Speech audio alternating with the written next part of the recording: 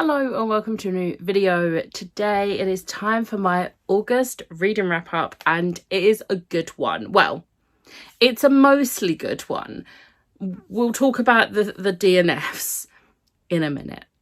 So in the month of August, I read 17 books. There was a total of 6,445 pages and hours listened was 57.5 hours. I had no 2 stars, no 3 stars, 6 4 stars and 11 5 stars. However, I did have 3 DNFs. So we're going to talk about the DNFs first, get them out of the way and then no longer think about them. So first up, I DNF'd Set On You by Amy Leah. I read a good chunk of this. I think I read to page 132. So I read a good chunk. This is supposed to be like body positivity, you know, like a plus size influencer, like gym fitness influencer. And it's supposed to be like about body positivity because she's not like going to the gym to lose weight. She's doing it because it's like something she enjoys.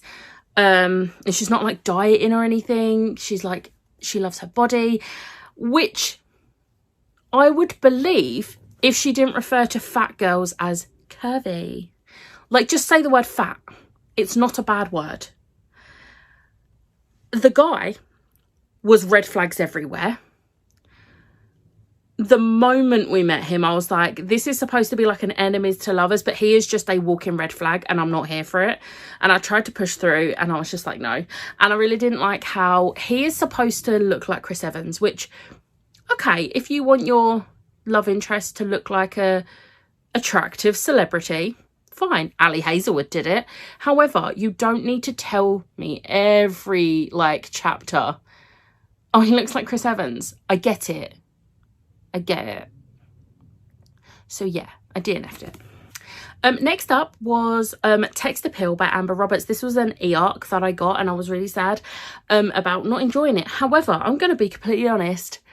Other than being bored, I can't actually remember why I DNF'd this, which says it all really. I think it was just pure boredom because I cannot tell you anything that happened other than I got sick of seeing a million different conversations with sleazy guys on this like texting roleplay thing. Like, I get it. She's gonna get some bad, sleazy, cringy guys. That's fine. I don't need to see every single conversation in full.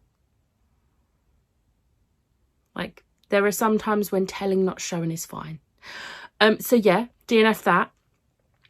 And then, oh, I'm sad about this one. I DNF'd Fairy Tale by Stephen King.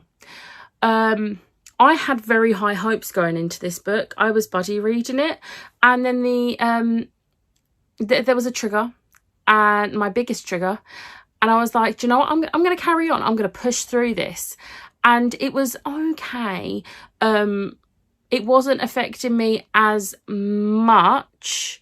However, then the ableism started and I was like, no, we are in 2023, I don't want to be reading about ableism. And it was just no.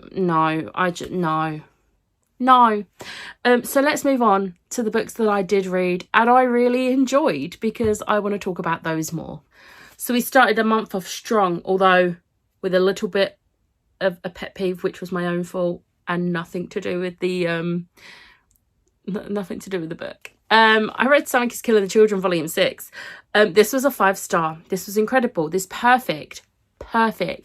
If you've watched my vlogs, you'll know I thought this was the final book. I got to about here, this far in, and I was like, this ain't getting resolved. No, because volume 7, which comes out in February next year, is actually the final volume. And this ended on a massive cliffhanger, but this was incredible. I do think this is my favourite volume so far. It was just so much going on, and I'm just like so happy. I loved it so much. Next was Deviate by J. Christoph. This was a 5-star. I really enjoyed this. This was a really good middle book of a trilogy. I'm really excited to read the third book in September. I don't think it suffered from middle book syndrome either, because a lot of middle books of a trilogy can be quite boring, and I just don't think this was. And I liked how it focused more on a different character. Very much so. I can't say anything else without spoiling it, but I thought it was really well done, and I'm really enjoying the way it's going. There was a couple of bits that I didn't see coming, which I was like, whoa. But I'm really excited to read book 3. Next was Restless Slumber by KJ Sutton. This was a 4-star. The first book was a 4-star as well, and I'm going to be honest, this was nearly a 5-star, but then there was something that was near the end, and I just don't think it needed to be written that way. I think there was another way the author could have gone about writing that thing happening, and I just really wasn't here for it. So it went from being almost a 5-star to like a low 4-star, but I do still really want to continue this series, so I will be getting book 3 and reading it eventually, because I am enjoying the series overall, even if the main character is really annoying me with not being able to decide who she likes, because the guy is right there. He's right there. Colith is right there. But yeah. Next was the reread, and it was Love Theoretically by Ali Hazelwood. I tabbed and annotated the hell out of this book. I had so much fun rereading it. Like, I love Jack and Elsie so much. So much. And this book just made me so happy, and it was exactly what I needed at the time I read it, which is what an Ali Hazelwood book is always supposed to be. Next up, I delved back into one of my favourite series, which is a guilty pleasure for some, but I'm not ashamed. It's Barbarians Mate by Ruby Dixon. Also, I'm not shaming people that are like embarrassed to love this series. Like, if you want to have this as your guilty pleasure and not tell people, absolutely fine. I get it. I used to be like that, but I fully am in my like I don't care era. This was a 5-star. This was amazing. I really enjoyed this one. They're still not my favourite couple. I do think they've beaten others to become my second favourite couple.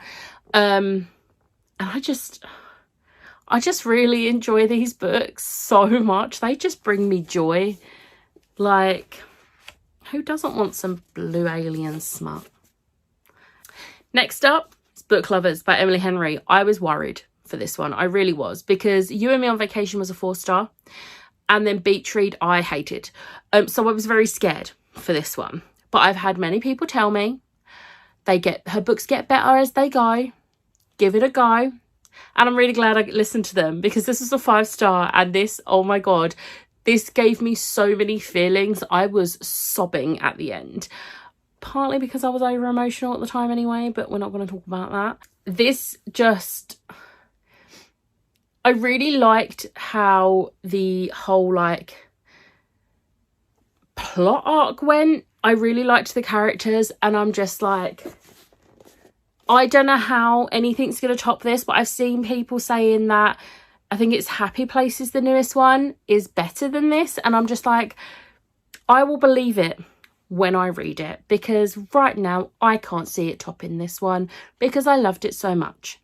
Next up was Middle Game by Shauna Maguire. I took part in the buddy read for Chloe Reads Books Patreon, and I'm really glad that this was the book that won the poll for August on her Patreon, because I have been putting off reading this for like a year.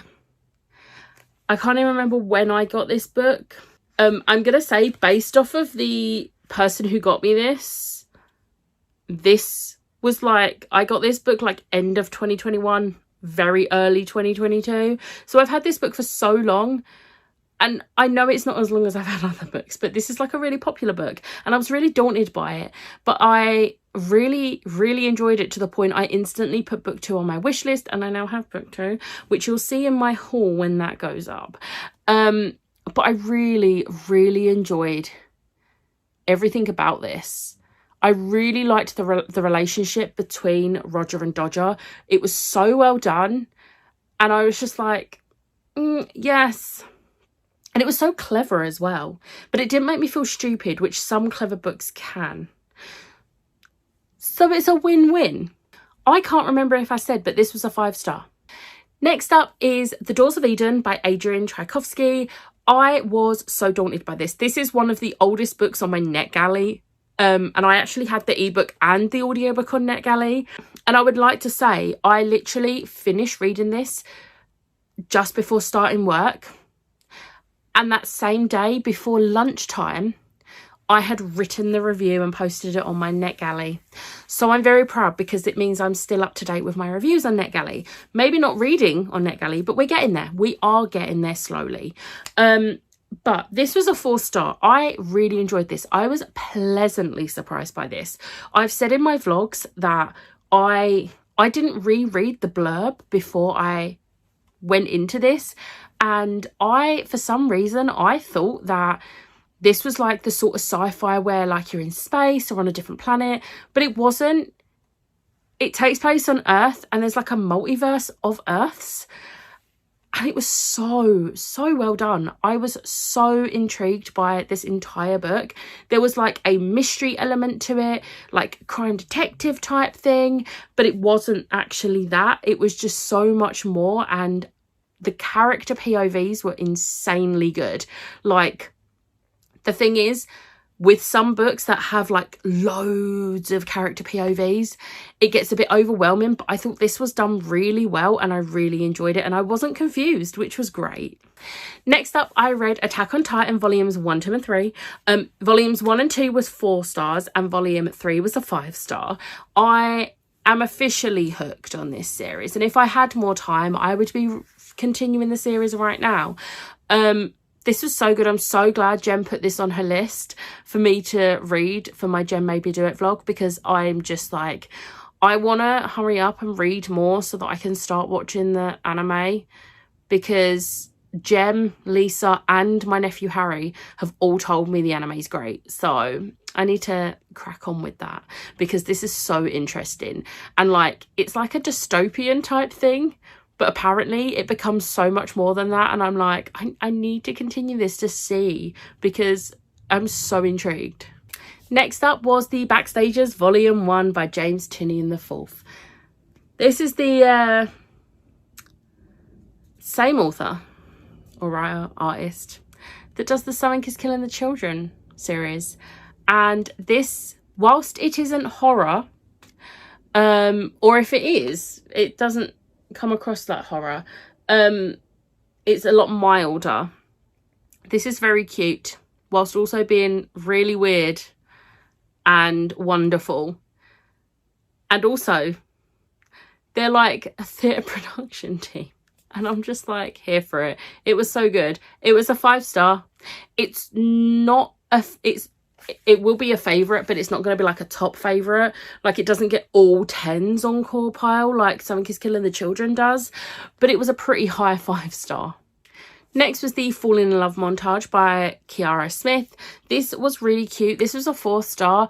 I really liked seeing the growth of the main character because she is a teenager and you can very much tell that she's a teenager, but you can see her like starting to like grow up a little bit throughout this book and realise a few things, and it was just a fun time. It was a cute YA romance and I'm here for it, and it's sapphic as well.